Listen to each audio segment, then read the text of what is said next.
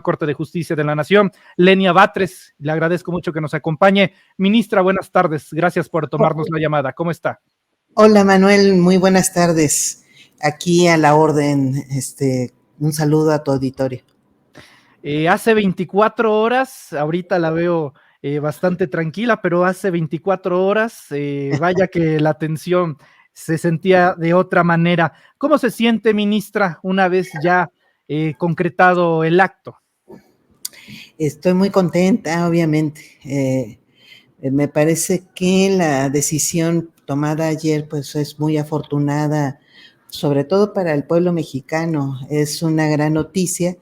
Ya en sí mismo era un hecho histórico el que se pudiera estar debatiendo en nuestro país una reforma al Poder Judicial, y creo que con la resolución de ayer, es decir, que este máximo tribunal de nuestro país termina convalidando la propia reforma, creo que es una noticia más que afortunada, porque pues nos ayuda, pues en primer lugar, el respaldo en sí mismo de la iniciativa, observarlo, es muy importante este respaldo jurídico, pero además pues se dispersa esta idea que se llegó a tener, que sostenían incluso comentaristas e incluso ministros mismos de la Corte, de que se habría una crisis constitucional. Pues ya vimos que no había tal.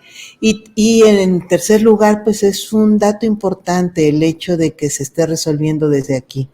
Se cierra la puerta a esta mala idea que se llegó a tener de pues romper una tradición doctrinaria mexicana que nunca ha puesto en duda que no se pueden tocar las reformas constitucionales, porque finalmente son parte de la Constitución misma, que lo que pudiera llegarse a cuestionar pues es el proceso de aprobación, si es que no se reunieran las mayorías que señala el artículo 135 de la Constitución, pero en este caso nunca se impugnó eso. Nadie tuvo la menor duda de que se habían reunido tanto las 2/3 partes de la Cámara de Diputados como las 2/3 partes de la Cámara de Senadores, y la mitad más uno, por lo menos, en realidad fueron casi todas las legislaturas de los estados de nuestro país. Entonces nadie lo puso en duda. Ese era el único tema que podría ponerse en duda,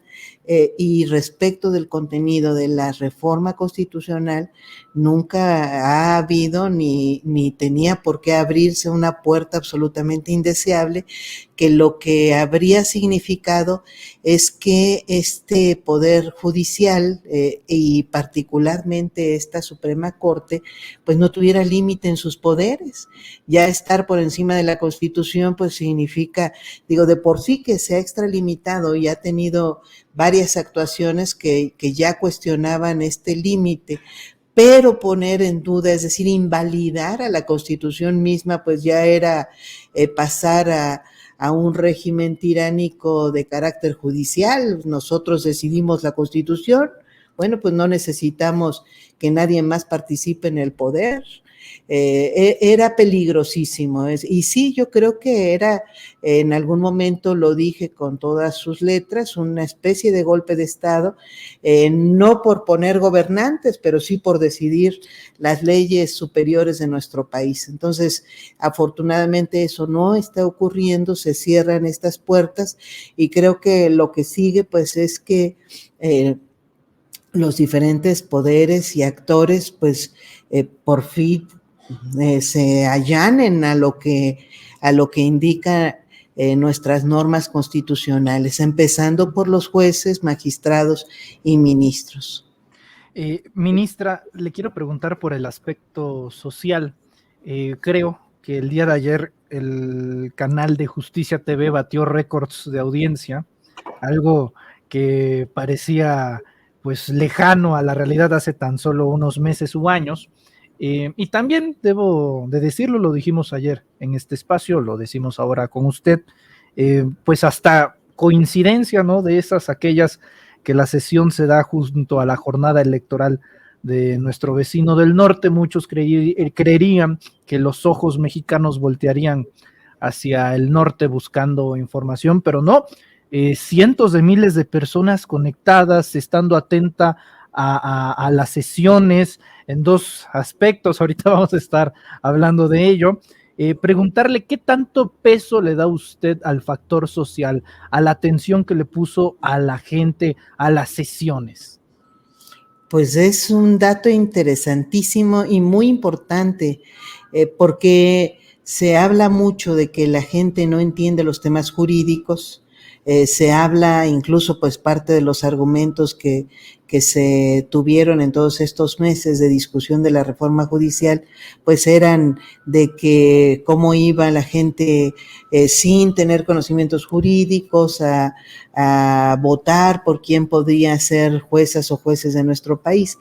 Pero lo que se demostró ayer, pues es que hay un interés grandísimo, porque eso presupone además que hay una conciencia muy fuerte en la importancia de los temas no jurídicos así en abstracto, sino específicamente de lo que hace este Poder Judicial, que lo que hace no es de carácter técnico neutral, como a veces se presume o suele decirse mucho, que incluso ni siquiera cumple las propias expectativas de lo que sí es su obligación de ser un poder independiente e imparcial, sino que hay mucho criterio muy interesado, que hay una fuerte connotación política, sobre todo en estos temas que no debería sorprendernos. El problema de los poderes de la Unión, entre ellos el propio Poder Judicial, no es que tengan discusiones incluso de carácter político. El problema mayor es que esas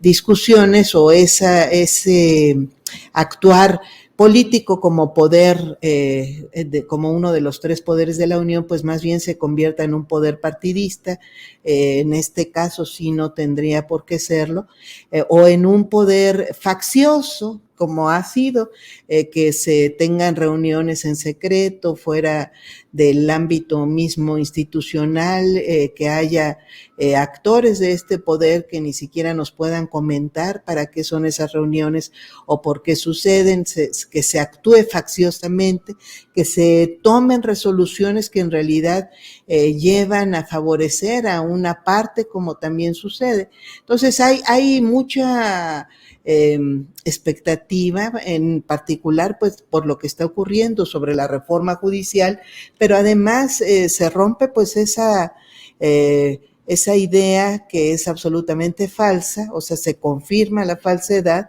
de que los temas jurídicos no son entendidos por la gente y que nosotros somos un poder que debe estar apartado del mundo porque si no nos ensuciamos, porque hay que mantenernos en una especie de burbuja higiénica.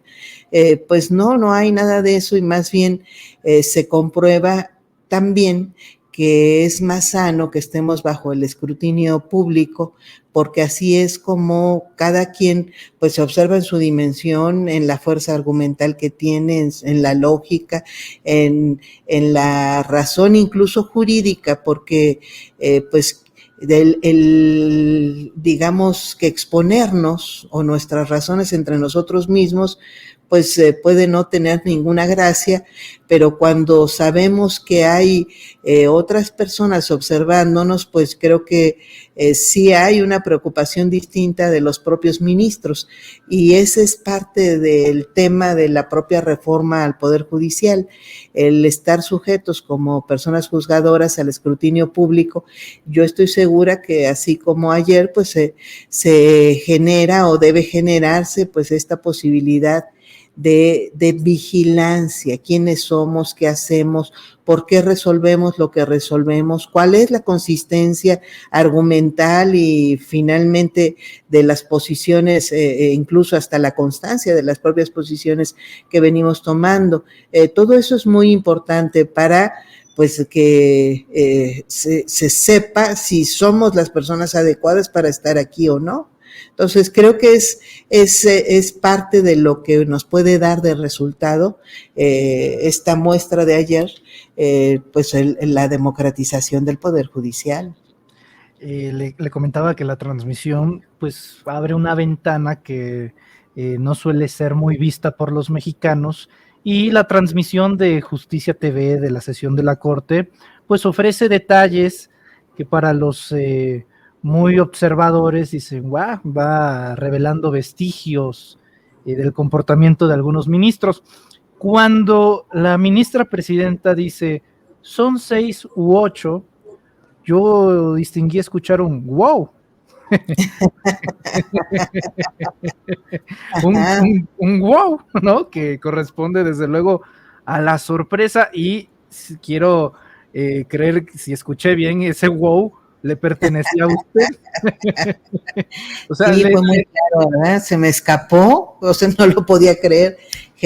Bueno, incluso creo que hice alguna pregunta, ¿no? De si de verdad íbamos a resolver una supuesta inconstitucionalidad de la Constitución, ni siquiera con 8 votos, sino con 6. Bueno, ya era el colmo de colmos, sí, y es lo que alcancé a expresar entre una sorpresa real, porque, pues digo, la propia ministra tuvo que abrir un receso ante ese atrevimiento suyo. Entonces, sí fue mi expresión, confieso.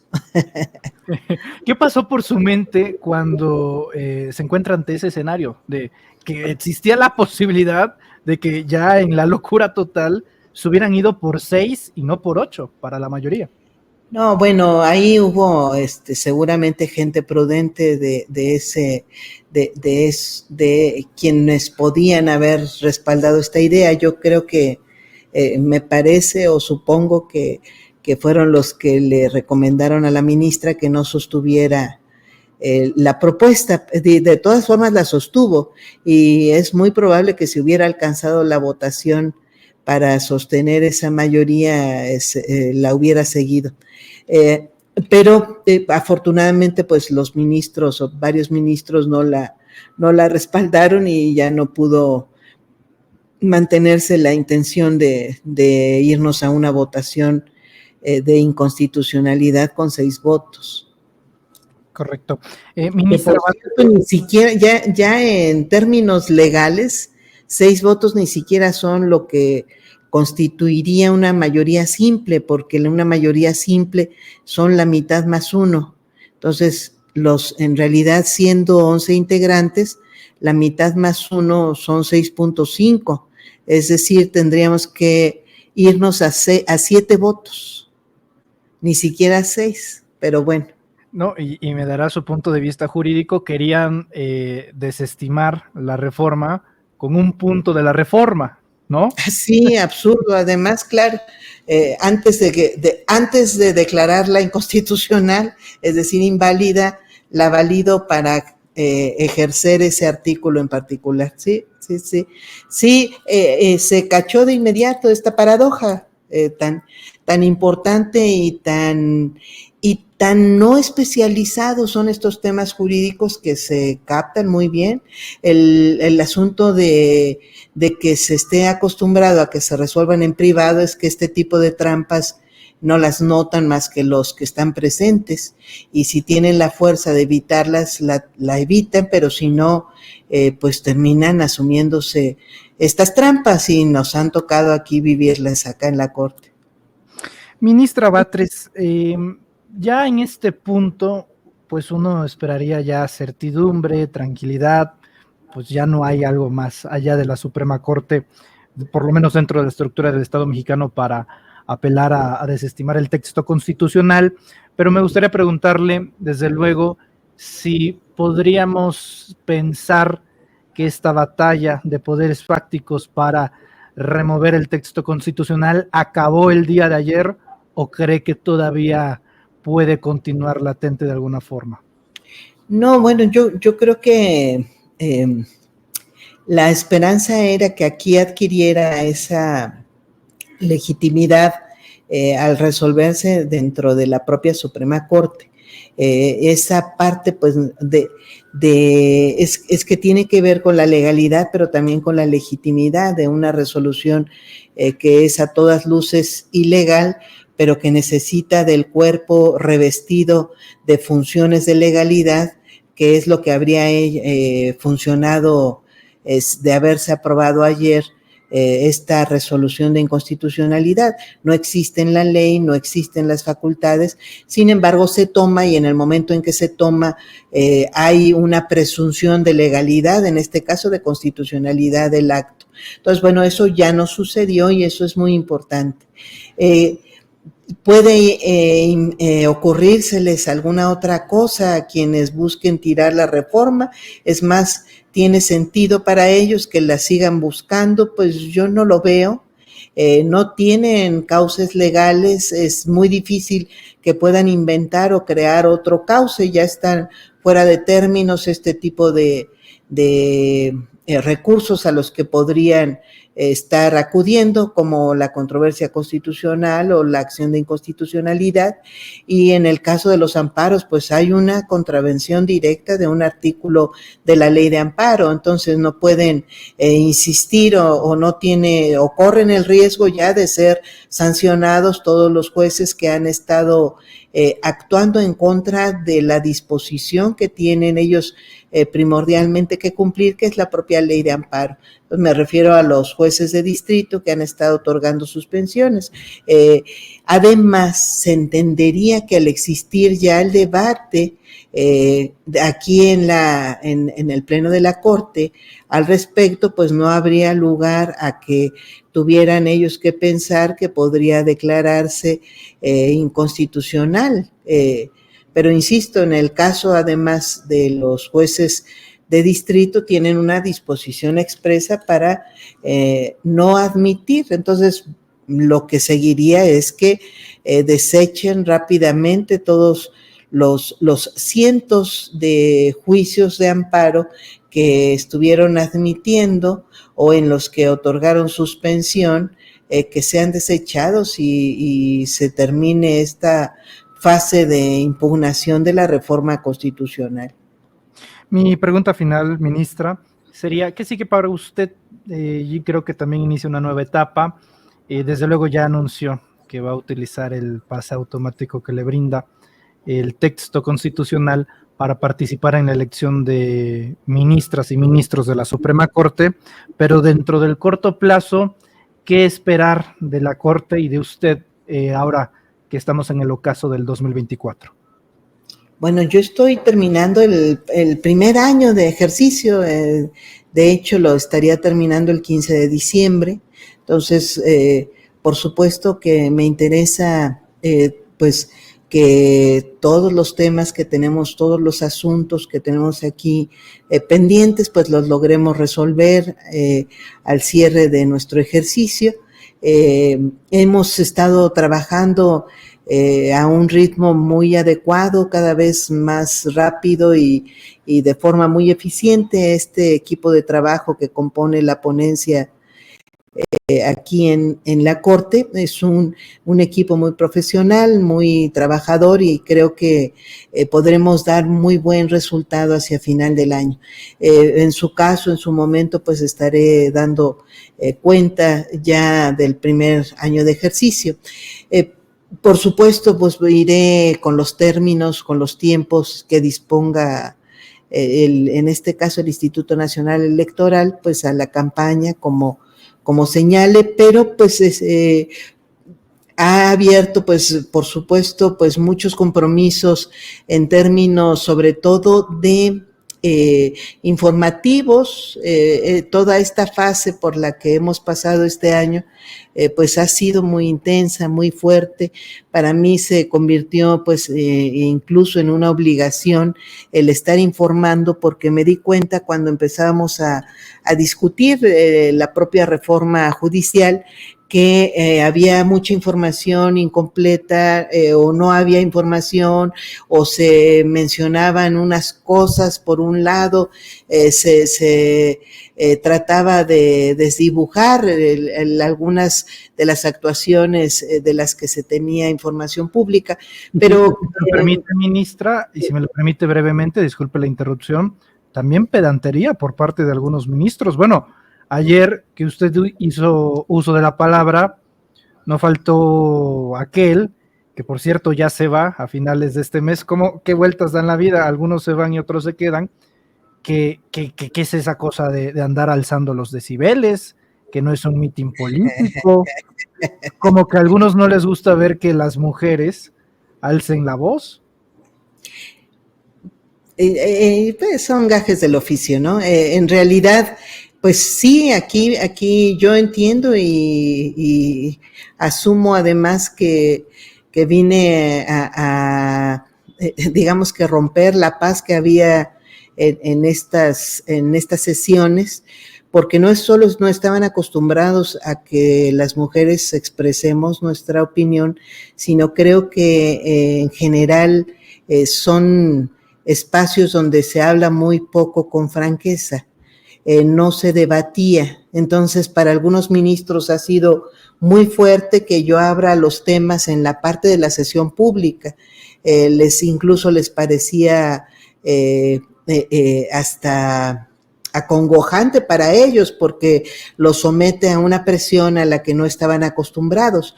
No estaban acostumbrados a actuar con espontaneidad, a manifestar argumentaciones reales sobre puntos reales de controversia real, sino que pues había mucha cordialidad falsa, se acostumbraba a felicitarse incluso, que para mí es una práctica un poco enigmática, ¿no? Que estemos resolviendo conforme a derecho y lo que conteste o las intervenciones de otros ministros sea felicitándolos.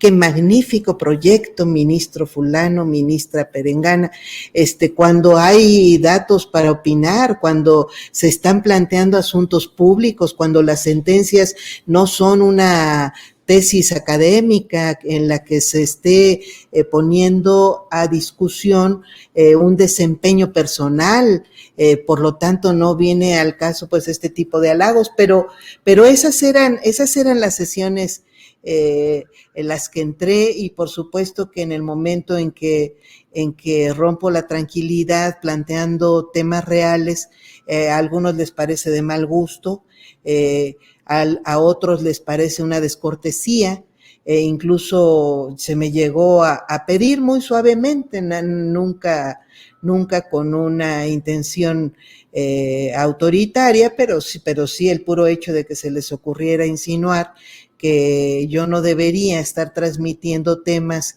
en las redes sociales, temas que allí se aborden en las redes sociales.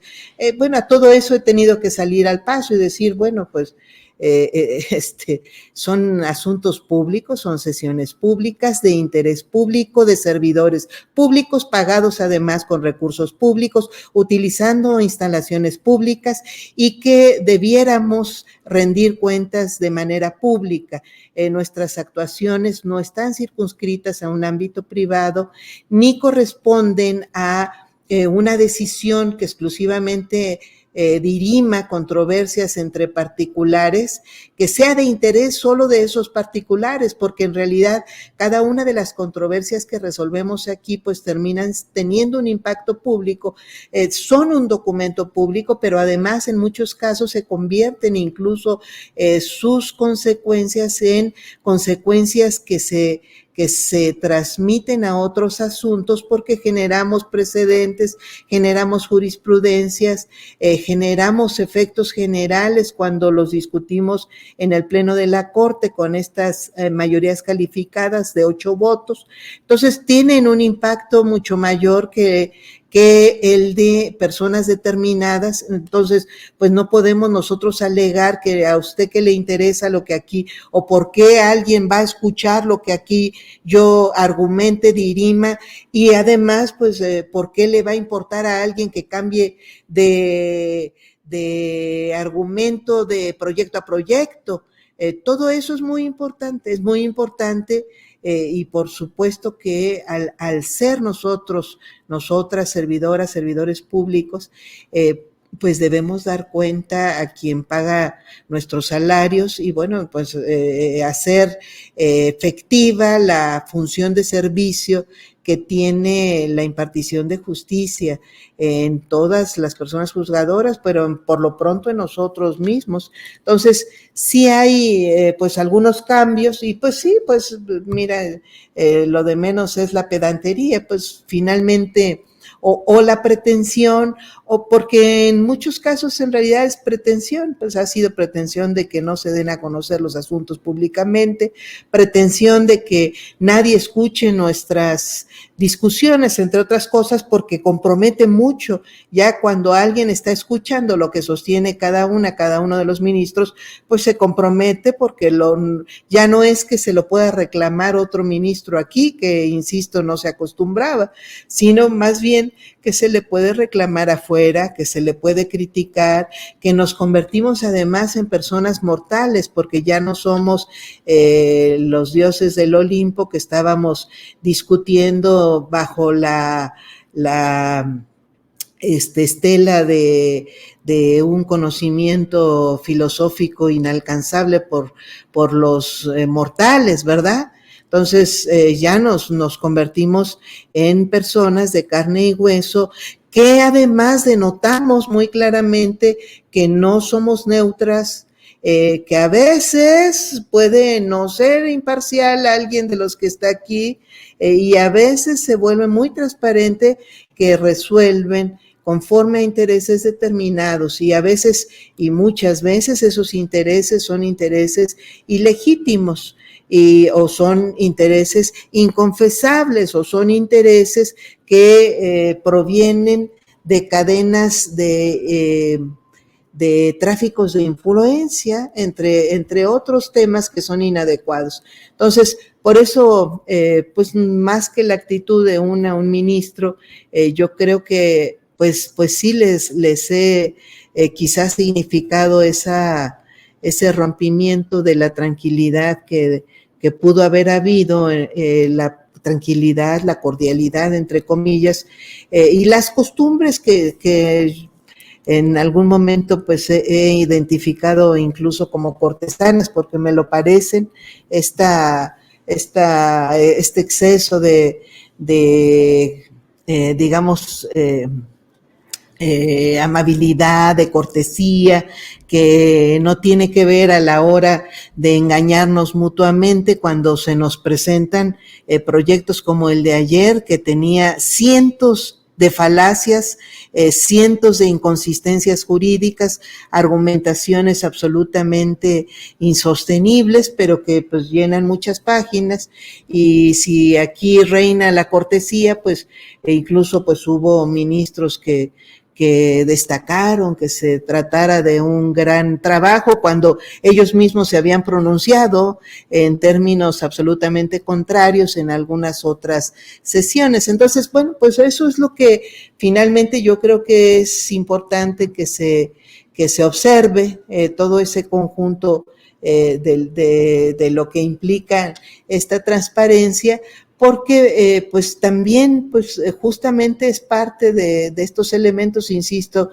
que llevan a confirmar que se requería la reforma judicial, que llegan a confirmar que es mejor la transparencia que la oscuridad, y que además pues nos confirman también que el método democrático es el mejor mecanismo para determinar quiénes son las personas que deben encabezar los poderes.